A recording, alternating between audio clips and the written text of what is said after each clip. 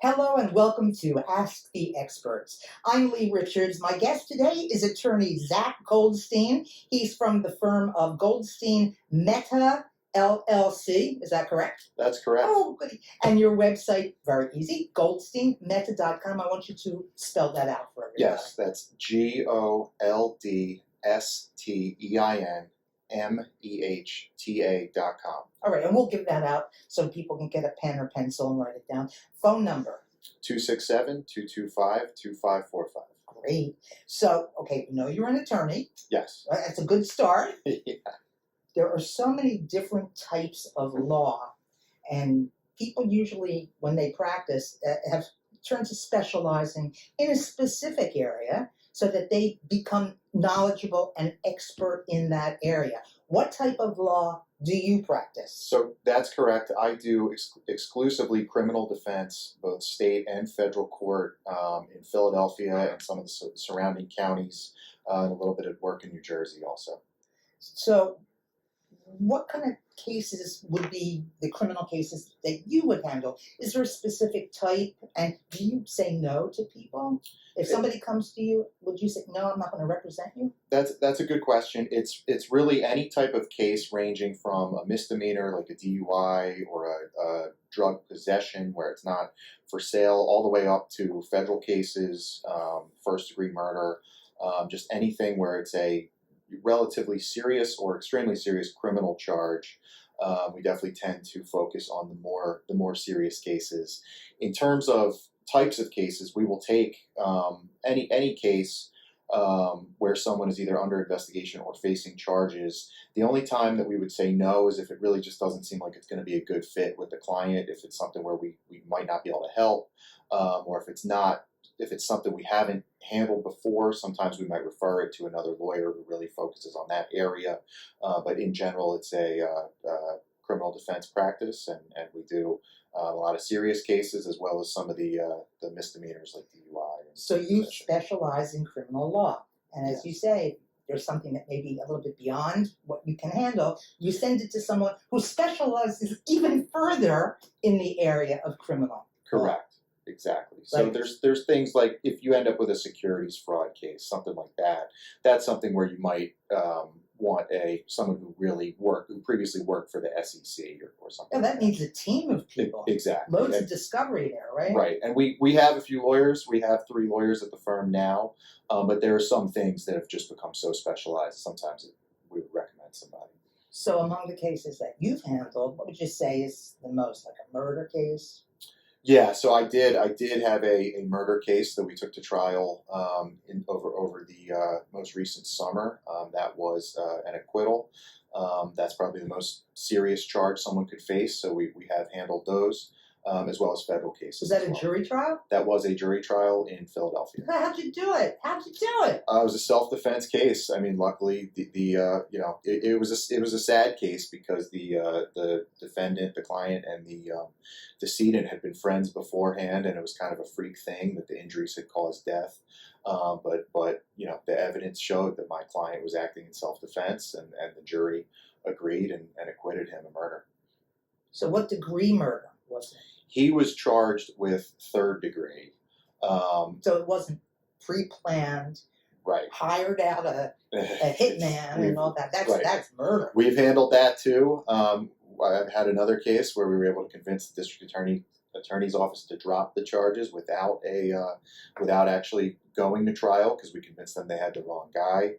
I had another one where I was able to file a motion to dismiss that the evidence was too thin that was granted in a 1st-degree murder case. But this one was 3rd degree, which generally means, it doesn't mean that you plan to kill. They have to prove that you acted with malice, meaning you were probably trying to hurt somebody and it resulted in death, but not necessarily that you intended death. So what happens? 2 guys get into a fight.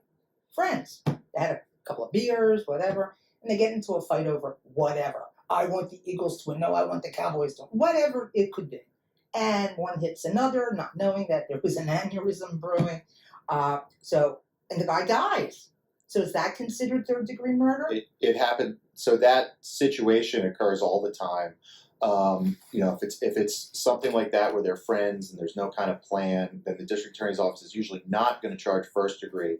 But the charges really vary But is it depending still on. murder? It could be. I mean, it depending on all the circumstances. I wouldn't be surprised to see the DA's office charge third degree murder in that type of case. Now we're going to have some defenses. We're going to potentially have self-defense if the decedent started to fight. We're going to have defenses that it might be manslaughter, either voluntary or involuntary, which are still serious offenses, but much less serious in the kind of time someone's looking at if they get convicted of that. But yeah, it would not be uncommon for that type of case to start out as a murder case, and hopefully we're beating that charge. Because that happens all the time. Right. I mean, it happened in my neighborhood. Guys are recently. guys. Yeah. You know, you live in a nice neighborhood. I live in South Philly in Point Breeze. It's becoming a very nice neighborhood. Up for debate. Yes, it is. It is nice. Yeah. The I can't even say gentrification Yes. of Philadelphia. It's getting there. What wasn't was is, and now that's a whole other show. Yes, yes, it is. Now I'm fascinated with the murder situation. Sure. Like I said, so a person has a hidden flaw, Right. medical flaw, and as guys do, they get into fights. Yes. Not everybody, but some people, and they don't hesitate. I mean, it's bigger than you think, folks. Don't think because your life has been sheltered, there aren't people out there who on a regular basis just bop somebody for saying the wrong thing. No, and we represent people all the time who have no criminal record, jobs. They've gone through their whole lives, and all of a sudden they're charged with simple assault or aggravated assault, and they're good people who, at worst, made one bad decision, and that's why we're here. So he hits a guy. Yep. Either self-defense or not, he hits a guy who he didn't know had a heart condition. He didn't know had an aneurysm. He exacerbates that in the action of hitting him, and he dies. He didn't try to murder him. Right. And that's often the defense we're going to go with in something like that. Is murder is not just that somebody died and you caused it. It's also that you acted with a certain mental state that they call malice. All right. So more commonly, I guess, you have misdemeanors, DUIs, drug possession. Now, these are not little things, and certainly in this day and age are certainly not a small amount of cases that come in, I'm sure. Right. And DUI in particular, there has been a tremendous increase in both DUI enforcement as a priority by the police and the local police and the state police. And the consequences have just become unbelievably serious. I mean, even a first offense DUI, if not handled correctly, can lead to mandatory jail time, a license suspension, probation, and a permanent criminal record. So they'll take your car away. Yes. At the very least. Yes. And you could lose your license. And then when they catch you driving without a license, what happens? Almost as serious, if not more, than the original DUI. If you've lost your license due to a DUI and you keep driving, there is mandatory jail time for that in Pennsylvania. Wow. Is there any way to get around that? So there can be ways to get around it. It depends on what the evidence looks like. In just about any case, the government has to prove that whatever they did in terms of obtaining evidence, that they did that in a legal manner. So if there was something illegal about the stop, if there's something illegal about the search or the questioning of the client, then we may be able to challenge the evidence based on that. Wouldn't they give them a breathalyzer or whatever? That's usually what they're looking to do, but even that can be pretty complicated because there are a lot of regulations into how often they have to certify the breathalyzer equipment to test the solution that they use to do the tests to make sure that it's providing accurate results. Mm-hmm. And then there's been a lot of litigation recently on whether or not what they have to do in order to draw someone's blood, because drawing someone's blood is really more of an invasive search than you might think just thinking about it. So do they take them to a professional, or do the policemen just whip out the needles and dig? So in Philadelphia, they will typically arrest, if they believe someone's operating under the influence of alcohol, they will arrest that person. They will take them to 8th and Race, the police headquarters, which they call the Roundhouse. And then they are required to conduct the testing, typically within 2 hours, but they actually have a nurse there as well as officers from the Accident Investigation Division who supervise the blood draw or the breath test, so that it's not just the officer who pulled you over on the side of the road doing the test. So is it done within a certain period of time to be valid? So a breath test has to be taken within 2 hours, or it may be possible to have the results excluded. Blood test is a little more complicated. If it's just alcohol, sometimes you can have it excluded. Drugs are more difficult. What happened to the old way that they would stop a DUI? They would make them walk a straight line and put their finger on their nose, and now it's getting fancy with all the equipment. It's true, but they still do a lot of those tests, especially if the state police pull you over. They often do those field sobriety tests, walk the line, stand on one leg. It could be something else, though. Maybe they have an inner ear infection. Right. It could be many other things that would cause someone not to be able to walk a straight line. I know I had that this morning. That's I was exactly just right. tired and didn't have my coffee. This is particularly true in cases where people might have been in an accident. Where people might have been in an accident, you may end up with similar symptoms from the accident, from hitting your head, from an airbag deploying, to what the police are just assuming is evidence of a DUI that then allows us to challenge the charges or the evidence that they obtained. All right, we want to protect people also. Right. Even me, I'm not an attorney. I've never said I was. I don't even play one on TV, but you are. And one of the things I do want to address today, we're going to go in and out of this topic, how best to protect yourself in a situation where you may be suspected of wrongdoing. Everything from a DUI to murder. What are the questions that you need to ask the people who want to arrest you? And then what we're going to address, like in another minute or so, how what happens, what to expect. I always say the thing that people fear in a situation is fear of the unknown. So if you have an idea of how to proceed, the questions to ask, and it's not just total darkness for you, entering it's like going into a fun house. Okay, you get arrested. What happens? So if you get arrested, it varies a little bit depending on where you get arrested and in what system. But if you get arrested in Philadelphia, typically the police are going to either arrest you because they've seen a crime occur, they think they've seen a crime occur, or someone has made a complaint, they've investigated, and they've decided to obtain a warrant, and now they've engaged in an arrest.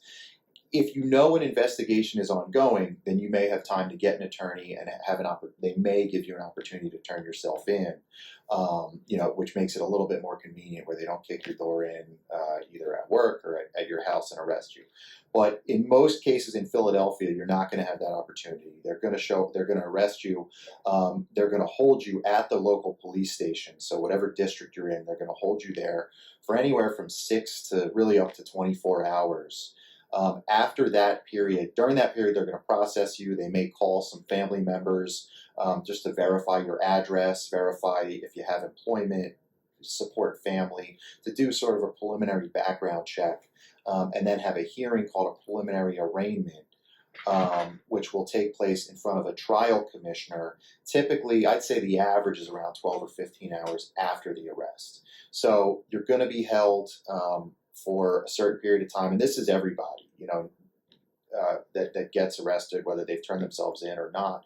There is going to be this period of time where you're going to be held and processed. You then go in front of the commissioner for the bail hearing. Bail will either be set at, sometimes it's ROR, meaning you're released on your own recognizance and you don't have to pay. That's pretty common for a drug possession or a DUI or something less serious. If it's more serious, then they could impose cash bail where you have to pay in order to actually get out. Either way, you'll then be scheduled to come back to court with a date for a preliminary hearing, which is the first opportunity to start fighting the case. The DA's office has to actually bring witnesses in, prove that they have some evidence that this case should be thrown out. Oh, that's a long way off from the first beginning of a specific case. Right. Okay. Right. It's usually a few weeks. So what I want to do, and use some of your expertise, Okay. we're going to take a break, and when we come back, we're going to find out how to protect ourselves if we're in the wrong place at the wrong time, and what questions we're allowed to ask, and what questions they're allowed to ask us. I'm sure there's got to be a limitation to it. Absolutely. and what kind of search and what kind of seizure, et cetera, et cetera, et cetera. Anyway, we are speaking with attorney Zak Goldstein from Goldstein Meta, and that's the firm. The website goldsteinmeta.com, GoldsteinMehta.com, and you can be reached, by the way, right, Zak, at 267-225-2545. That's correct. And we'll be right back on Ask the Experts right after this. I'm Lee Richards. Zak Goldstein, the attorney, is with us today. Your website, again, we're going to give it out. Goldstein, is it Goldstein? Steen. GoldsteinMeta.com is the website. GoldsteinMehta, Goldstein Meta LLC is the firm. 267-225-2545. We'll give that out again before the show is over, and people can call and ask you a question. Yes. We offer a 15-minute criminal defense strategy session to anyone who's either facing charges, meaning they've been arrested, or they've gotten a call from a detective and they're worried that there could be some kind of investigation. What about if it's a parent of somebody who is suddenly finding that they have to put their house up for bail money? so you can talk to them about that. Yes, too. that's very common that we are retained by the parents or family members. You know, if someone's been arrested, then they aren't able to make their own calls right away. So Okay. that's all right. How do we protect ourselves? By that I mean the general we. If you do get arrested for an offense in Philadelphia, now we're saying in Philadelphia, right. Things change as you go to the different counties, and you also practice in New Jersey. I know that's the law of New Jersey is just that. The law of Pennsylvania is sometimes different. Right. It is very different. All right. So you get arrested. Should you give a statement to the police, especially without representation? So this is the biggest way that you can protect yourself, and that is to understand that you never have to talk to the police, to agents, to any government official that is asking you questions if you think in any way that could implicate you. And that's not to say that you shouldn't be a witness, you know, if you're a witness to a crime, but it's really important that if a detective calls you and wants you to come in for questioning, if they show up at your house, if they've arrested you, you never have to give a statement. You have an absolute right under the Fifth Amendment to decline to give a statement and to ask to speak with an attorney. So if you think there's any chance that they want to talk to you because you're the suspect in the investigation, or even if you haven't done anything wrong, you know, if you're worried that there could be a misunderstanding, you have the right to speak with an attorney first, to have an attorney present for questioning, and to decline to answer any questions if you don't want to do so. And most of the time, it does not make sense to go in and give a statement if you're a potential suspect in something without speaking to an attorney first. So that's the real way to protect yourself, is call a lawyer, talk to a lawyer about what's going on, be honest with the lawyer because it's protected by attorney-client privilege and it's not going to be used against you. But you don't want to go in and say, I did it, and hope for mercy, because you're not going to get it, because now they've got you. So what if you're told, oh, well, come on in, we just want to ask you a few questions, and not even tell you what it's about? You should call an attorney and Are they allowed to do that? Yes, so you never. So if you are under arrest, you should not fight back. You should not resist arrest. You should go with the police officer, the detective, but you should make sure that they understand. You should say, I do not want to give a statement without an attorney. What if you're home and there's a knock on the door? They say it's the police. Not that they have a warrant or this or that. You have to open the door. You do not have to open the door. If they have a warrant, they will eventually kick the door in if you refuse to open the door. If they do not have a warrant, in general, you never have to open the door. If they do not have a warrant, they will not be able to come in. You could certainly crack the door and ask, do you have a warrant? Does that mean there's an invitation there if you crack the door? No, they would have to ask for consent. They're usually going to try to get you to sign a form saying that you agreed to consent. Merely cracking the door or opening the door and going outside and closing the door behind you is not an invitation into the home. Ah, okay. So if there's a baby sleeping, you can do that. You could do that either way, just to make clear that you're not consenting to a search of your home. Okay. Now, if you receive a subpoena, Right. And I'm not talking about a flower. I'm talking about a legal Right. document. Right. If you receive a subpoena, what should you do? Right. So a subpoena is a court order to appear for some kind of proceeding at which they're expecting you to testify. So if it's in state court, that could be a preliminary hearing, it could be a trial. In state or federal court, that could be as a witness at a grand jury. If you have concerns that you are the person being investigated, which sometimes they will tell you along with the subpoena, that you should speak with an attorney before you do anything. And your attorney can call the prosecutor, can call the agent, can find out what's going on, why do they want you to appear, can that testimony be avoided? Is it possible to just have a meeting instead, and maybe they'll release you from the subpoena? There's a lot of things an attorney can do early on to make sure that your rights are protected, that you're not going to do anything to hurt yourself, that once you've gone and spoken without an attorney, it may be too late. I mean, there's simple things. Subpoenas are not issued just for criminal activity. There's simple things like be on the jury. Right, so there's a jury summons, and you have to follow that. There could be subpoenas for a civil case. It doesn't mean that you're under arrest or anything like that. But if you're subpoenaed and and you think you might be a suspect in a criminal investigation or a criminal case, then you should absolutely speak with an attorney first. All right, now, okay, so you got a lawyer because you figured something's wrong there. You obviously know something's wrong.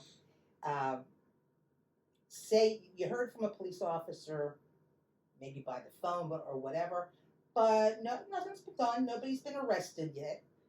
So what can an attorney do to maybe stave off a disaster? Right. So the biggest thing I can do when I'm retained before there's any kind of charge is, one, we can start investigating the case right away. So the sooner I'm retained, the sooner I can send an investigator out to, maybe there's video footage that's going to show that you didn't do anything wrong, or that you were acting in self-defense in a case. Maybe there's witnesses to an incident who can, if we act right away, we can find those witnesses. Whereas if we wait 2 or 3 months until you've been charged, now it's too late to find those witnesses. So we can start investigating your case right away to look for evidence that's going to help. We can usually get information from the police or prosecutor to determine how serious things are and kind of what you're dealing with, and we can make sure that you're not interrogated or questioned without an attorney present, so that the police aren't able to obtain some kind of incriminating statement that they're going to use against you down the road. Yes. And all of this can really help to avoid charges. Just because you've been called or they've shown up at your house doesn't mean you're getting charged, Okay. and we can work to try to avoid it. That's important. What about the car? And this has been tested many, many times over. And as a teenager, for no reason other than the fact that maybe we looked odd, we were stopped by the police and the car was searched. It was a long time ago. Right. It was in the day of the flower children and the hippies. Gotcha. So I had a convertible top. The top was down. The person riding with me was African American, and we were in Elkins Park. Music was blasting, whatever was popular. Right. I guess we looked suspicious. Why? Who knows, right? Yes. So we were stopped, and we were searched, and the car was searched, and we didn't have anything to say about it. Right. Is that legal? So that's actually up in the air right now in Pennsylvania. And they found nothing, of course. Right, of course. We were coming from school. Right, obviously. So for a long time, police in Pennsylvania were required to get a search warrant prior to searching a car unless it was an emergency.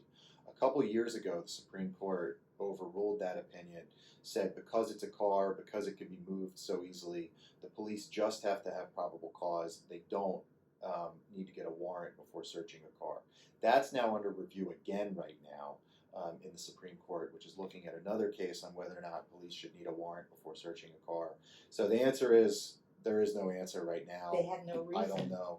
Now, they still do need a reason. So whether or not they need a warrant is up in the air, but there's no question that they do need probable cause. So they have to have evidence that a crime is ongoing, or that they're going to find some kind of contraband in order to search a car. They can't just search just because they think you look suspicious. We were good, clean kids. Exactly. So they can't just search. But they did. Just because you're in a certain neighborhood. They can't search just because they feel like it, just because they have a hunch. If they do that and they find something, then the evidence, we may be able to challenge Going that back to evidence. the house question about Right. whether you let the police in just because they say let us in. They don't have a warrant. You let them in, and then they find something. Right. So if you've let them into your house, even if they didn't have a warrant, if they look around and they can see something in plain view, you've got a problem because now they are somewhere that you've given them permission to be, and once they see something illegal, they can go. They can now go seize it and then go get a warrant later. So that's why it's so important that you don't agree to searches of your house or car, because all the protections that you have under the Constitution, you only have those if you exercise them. So if they ask you, can we search the house, can we search the car, and you say yes, you're going to have a real problem later trying to challenge that search if you don't like what they find. Okay, going back to my earlier thing about how I Sure. was stopped. And this is decades ago already. Okay, so today, perhaps, I now have a pink mohawk Right. and earrings coming every part of my face. And I'm driving along and they stop me. Right. For no reason other than that I look odd. Right. To them. They're not allowed to do that. They cannot do that. What can I say without causing myself further problems to them about they're not allowed to do that? The important thing is that you don't agree to let them search your car. You ask them, why did you pull me over, and am I free to leave? And then once they say, if you're free to leave, then they let you go, and the encounter's over. If they say you're not free to leave, then they have to be able to justify that later to a judge that they've either got reasonable suspicion or probable cause that they had a basis for detaining you. If they can't do that, then they're going to have a problem with whatever they find if they find something. Okay. I was just curious because people go, oh, and they don't have a plan of action. Final question in our final less than a minute. What's the one piece of advice you give to someone who has either been arrested or is under investigation? If you're facing charges or you're worried about it, call a lawyer. We offer a free 15-minute criminal defense strategy session. We're happy to talk it through with you, and we can give you advice about what to do next. That's great. Thank you so much. My guest today, Zak Goldstein, attorney, criminal law. That's a big deal to me. And the firm is Goldstein Mehta, LLC. Your phone number, 267-225-2545. And the website for more information, goldsteinmeta.com. And this is Lee Richards. Thank you for joining us today on Ask the Expert.